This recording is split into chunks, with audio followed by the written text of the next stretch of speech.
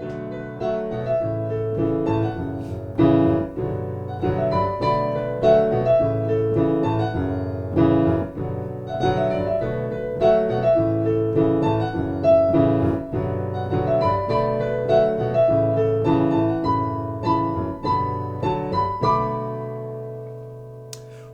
back to One Hit Wonderland, where we take a look at bands and artists known for only one song. And now that I am finally done with the requests, it's time to go back to the music that I want to review. And I want something as far away from the poncy new wave stuff I've been covering. Yeah, I want something a little more raw. But what? Punk? Gangsta rap? New metal? You know what, actually? I think we're going to take it in a bit of a different direction.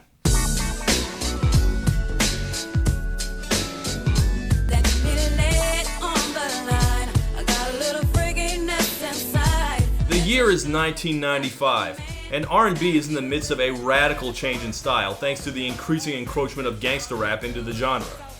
And to be sure, it wasn't a complete change. On the one hand, you still had your Whitney and your Mariah, but on the other end of this spectrum, you had Adina.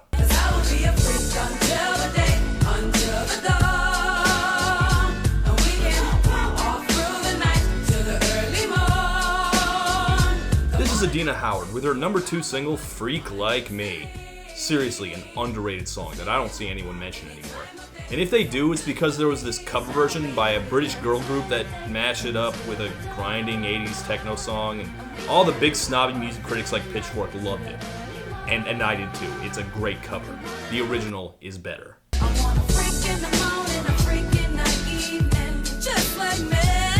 And more than anything else, what set Freak Like Me apart was just how racy it was.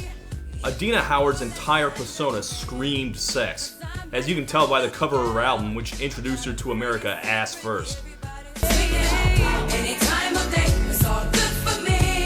In reality, the lyrics of the song are not actually all that dirty, but it sure seemed like it compared to everything else from that year. No, seriously, check her out. TLC was more than capable of being sexual, but TLC looked like Girl Scouts compared to Adina. And just like every other brazenly sexual woman before or since, there was always a conversation around her. Is this empowering a woman? Is this exploitative? I don't know. It's complicated. I'm certainly not comfortable with some of the things from the time that people were saying about her. Like, Washington Post columnist Donna Britt called her part of a culture-wide sickness. And on the other hand, I found a review in Vibe that describes her acute, hoe-like tendencies. And that's from a positive review. Goddamn, let a girl be. Can't y'all just enjoy the song? It's a good song.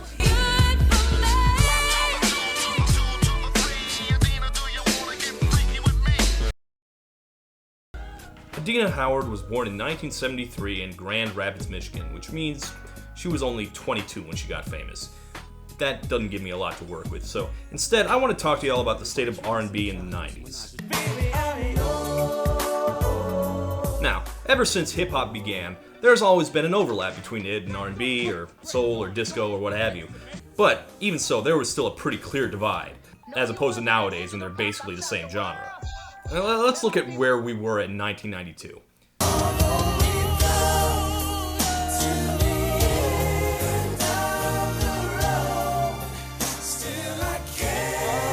Look at that. They're wearing suits. Suits! How many times have you seen Usher or Jason Derulo wearing a suit? And it was not just squeaky clean boys to men either. It was the freakier stuff too. But at the same time, gangster rap was starting to really take over. And I don't mean it was just like a genre that a certain demographic listened to, like country or metal. No, it was going mainstream. And around 92, it started creeping into R&B until by the end of the decade, there was basically no divide at all. A big part of that was Jodeci and R. Kelly, and on the female side, there was Mary J. Blige. The queen of hip-hop soul, they called her. Because the record executive shut down Puff Daddy's original idea for her, which was the queen of the ghetto. Joe, it struck me as kind of funny, because nowadays Mary J. Blige doesn't seem ghetto at all to me. Especially compared to everything that came after. Mary J. is like pure sophistication. She may as well be an opera singer. But at the time, compared to the rest of the R&B world, I've never been so sure about anything before. yeah, okay, yeah, Mary J does seem a little more street than this. Nice hat, by the way. Oh, and I would be remiss if I did not mention the obvious predecessor as far as ladies in hip-hop talking about sex. Let's talk about sex, baby. Let's talk about you and me. Let's talk about all the good things and the bad things that make me. The funny thing is this song isn't really that sexual. It's a message song about wanting to be able to talk about sex. And then they succeeded, it seems like. They won the argument. And once they did that, it was time for someone to actually start talking about it. This song kills just from its opening note.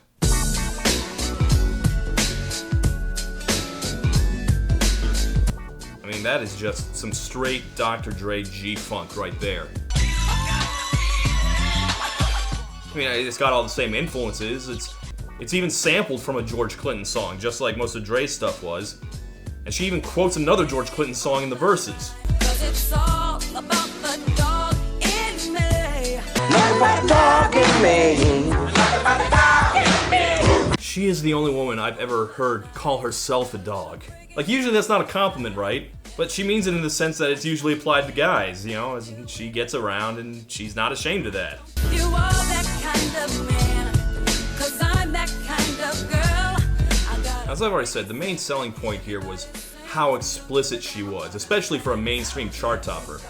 The only person I can think of who managed to do it and get that much success out of it was Madonna, and I guess Janet afterwards. But even Janet wasn't this open about it. Very few girls at the time were willing to be that blunt. 'Cause I'm that kind of girl. I got a freaky secret, everybody sing. It's not that secret, lady. I got a freaky secret. This girl is a freak? You don't say. I will be a freak until the day, until the dawn. And we can walk through the night to the early morn. Here's a question I have. What's that sound? We can...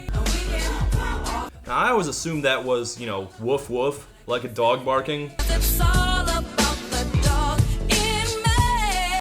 But lyric sites tell me the lyrics are pump, pump. I guess it does kind of sound like a car going up and down on hydraulics.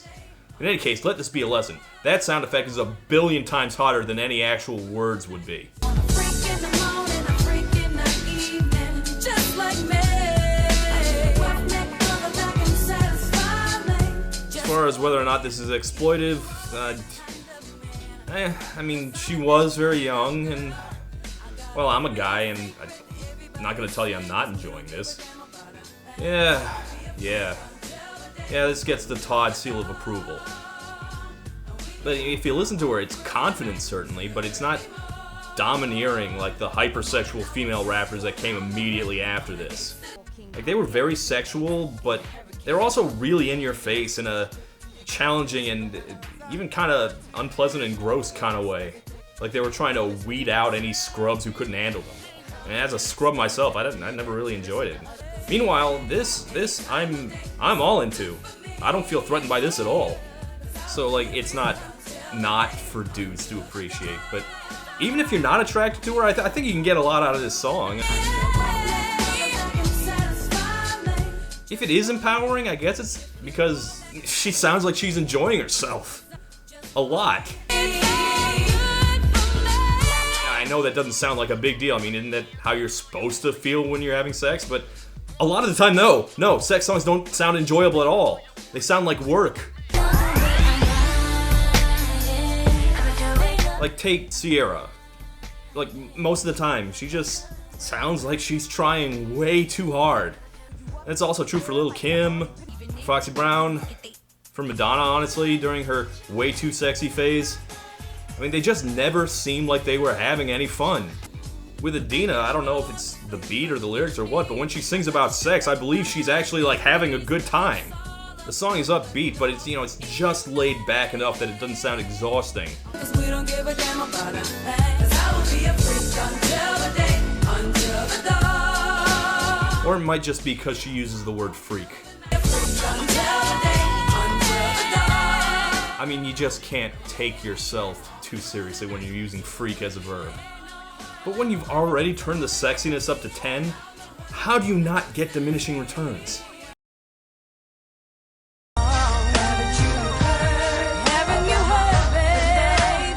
The failed follow-up is called My Up and Down. It is, of course, about unstable stock prices. No, it's about sex, obviously. Adina never demonstrated a whole lot of lyrical range during her career. I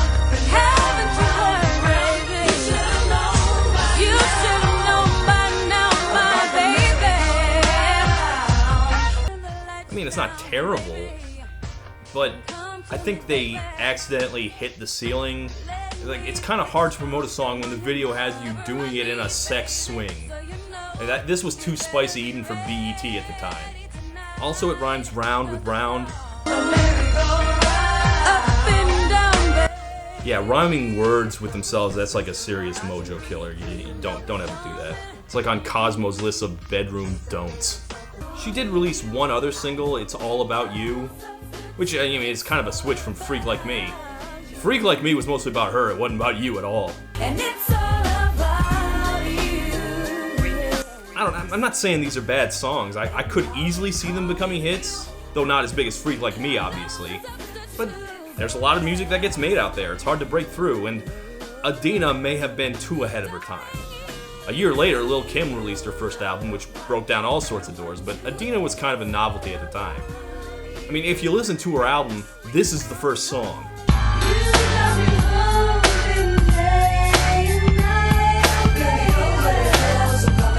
Yeah, there was this weird conviction in the early 90s that the word hump was sexy. I think the idea behind Adina's whole persona was that women could make music that was just as sexual as the guys, but the problem is that a lot of the guys' songs also sucked. Well, anyway, she did manage to guest on a couple other minor hits. She was on a Warren G song. A brother that's down for mine. Before I made beats, I was down the grind. Back. What's love got to do? Got to do then. That's right. What's love if you don't respect the game? Okay, actually, what does love got to do with it? Like, how is love relevant to this situation? Yeah, this was actually off the soundtrack of the Jackie Chan movie Super Cop. And, he's right there.